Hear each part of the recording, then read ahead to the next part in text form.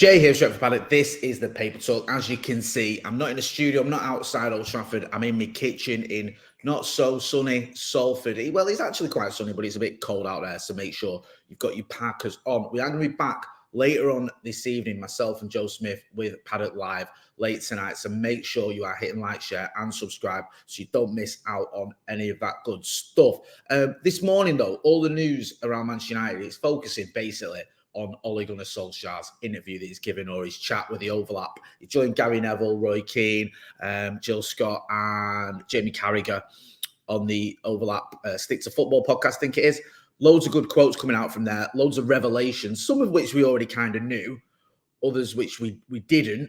And a lot of them, from a Manchester United point of view, are a little bit depressing. A lot of what Ole Gunnar Solskjaer said in the Overlap chat, it's basically, or the Stick to Football should give it its proper name, it's kind of confirming things we already knew.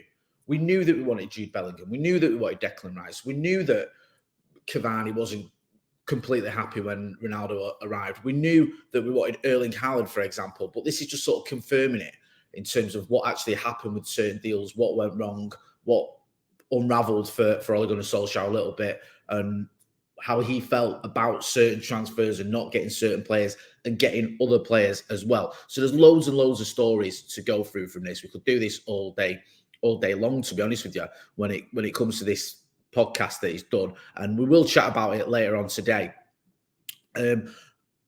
I'll talk a little bit about Erling Haaland, because that's the one that most people are focusing on. Obviously, Erling Haaland, absolutely smashing it at Manchester City. We were linked with him several times. We were linked with him when he was at Molde. We were linked with him when he was at Salzburg. We were linked with him when he was at Dortmund, sort of.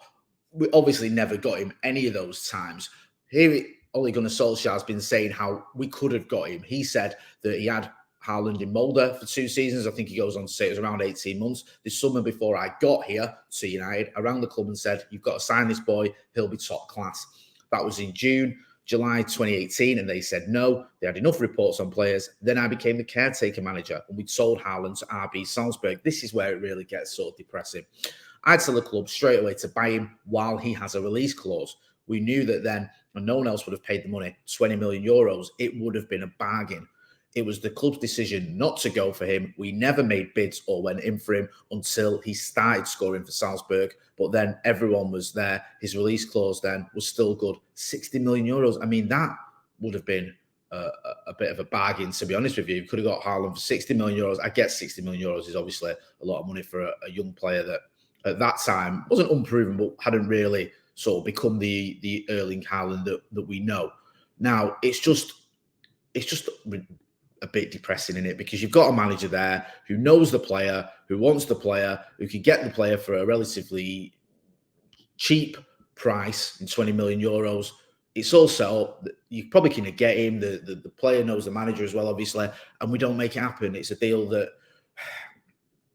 I mean, it's just so frustrating, because Erling Haaland coming in could have made a world of difference to not just Ole Gunnar Solskjaer at United, but to United in general. If you look around that time, when we were getting to Europa League semi-finals, FA Cup semi-finals, we eventually got to the Europa League final a little bit later on. Could Erling Haaland have got us over the line? If we'd have got Erling Haaland instead of, say, Odion Ighalo, no disrespect to Ighalo, would that have been the player that could have maybe gets us past Chelsea in that FA Cup semi-final? I think it is. I think it could have made a massive difference, if I get my words out. Obviously, there's all ifs and buts and maybes. Would he have definitely been keen on United with the Alpha Inga Haaland connection? His dad having a bit of needle there, being an ex-Leeds player as well, ex-City player. But money talks, and I think when you're looking at a player that's up and coming and Manchester United are going in for him, then it's a lot easier to get that deal over the line than it would have been once he got to Dortmund, for example.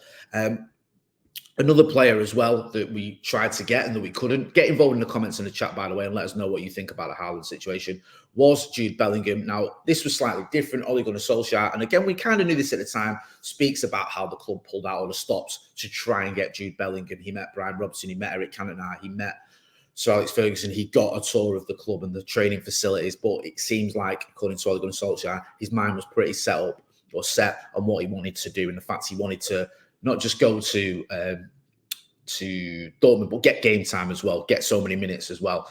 Roy Keane made me laugh on this because he was sort of saying, well, is that not a bit overkill, introducing him to Eric, introducing him to Brian Robson?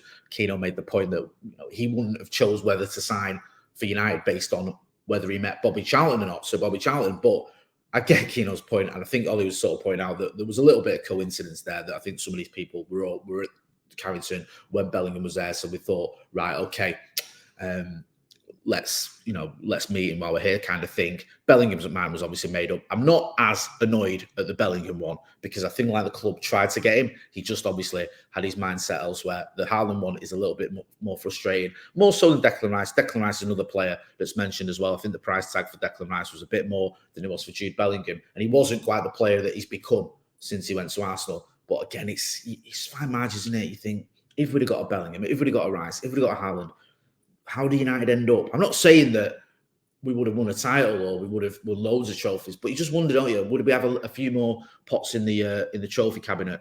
Perhaps. The other big talking point on the Ole Gunnar Solskjaer interview as well is about Cristiano Ronaldo. A lot of people talking have said that sort of Cristiano Ronaldo coming to United felt like the sort of the straw that broke the camel's back when it comes to Ole Gunnar Solskjaer. Now that sounds crazy because Ronnie came in, scored loads of goals. Wasn't his fault we had a bit of a disastrous season, but he just seemed to upset things a little bit. Coming off the back as well, when we just lost the Europa League final, pressure's on Ole Gunnar Solskjaer. We have those heavy defeats. Obviously, the one against the Scouts is the one that sticks out, and everything, the rest is history, as we say.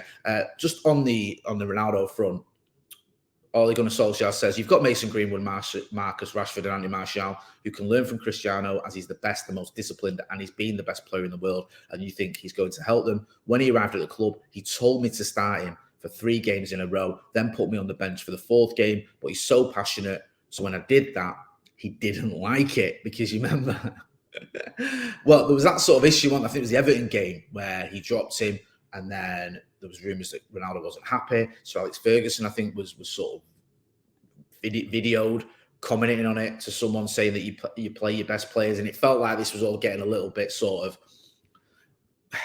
things weren't great between, it felt like things weren't great between Ollie and Ronaldo. But Ollie's also said that he can't remember too many problems from Cristiano Ronaldo when he was manager at Manchester United. So it's not like he was getting loads of grief from him, or it was a massive issue. There's a lot more in this interview. There's loads, actually. I mean, you could do like a 2-hour podcast just talking about what Ole Gunnar Solskjaer discusses with Gary Neville and all the rest of them. Another point is the captaincy. He said no one said no to being the club captain. It was just for certain games.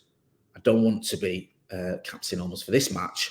But they didn't want to say it themselves. They had other people come up to me and say it. It was disappointing. It's a different generation. It's Gen Z or Gen Z. I mean, yeah, that's a bit disappointing. I want to be captain, but not for this game. What's all that about? Listen, me and Joe Smith are going to go into this a bit later on. Go and check it. Check out. I mean, I'm not, not got any connections to the Sticks of Football, but if you've not done, go and check out the full chat with Ole Gunnar Solskjaer, and we'll be back later on today and we'll discuss it. We're also got a big interview coming up as well with a leading journalist, so make sure you are hitting like, share and subscribe. I've been Jay Motti in a kitchen in pretty sunny Salford. Thanks for watching.